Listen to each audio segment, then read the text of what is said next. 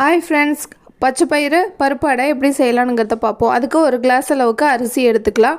1/2 class அளவுக்கு பச்சை பயிறு, துவரம்பருப்பு, கடலைப்பருப்பு மூணுத்தையும் சேர்த்து 1/2 கிளாஸ் அளவுக்கு எடுத்துட்டு ரெண்டுத்தையும் 3 மணி நேரத்துக்கு நல்லா ஊற வச்சுக்கலாம். இப்போ ஊறினோனே அதை வாஷ் பண்ணிட்டு ஒரு மிக்ஸி ஜார்ல சேர்த்துட்டு காரத்துக்கு தகுந்த மாதிரி பட்டை மிளகாய் 1 ஸ்பூன் அளவுக்கு ஜீரகம் தேவையான அளவு உப்பு சேர்த்துட்டு நல்லா கொரகொரப்பா அரைச்சி எடுத்துக்கலாம். கொரகொரப்பா அரைச்சதை ஒரு ஏனத்துல சேர்த்துட்டு தட்டி வச்சிருந்த பூண்டை சேர்த்துட்டு அரிஞ்சு வச்சிருந்த சின்ன வெங்காயத்தை கையால பிசைஞ்சு விட்ட மாதிரி மாவுல சேர்த்துட்டு கொஞ்சமாக கருவேப்பிலையும் சேர்த்து நல்லா மிக்ஸ் பண்ணி விட்டுக்கலாம்.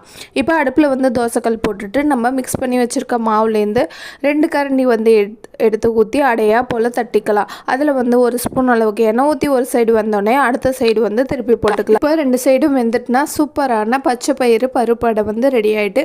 இது கூட தேங்காய் சட்னி சாப்பிட்டிங்கன்னா அட்டகாசமாக இருக்கும் டேஸ்ட்டு. கண்டிப்பாக ட்ரை பண்ணி பாருங்கள். தேங்க்யூ, பாய்.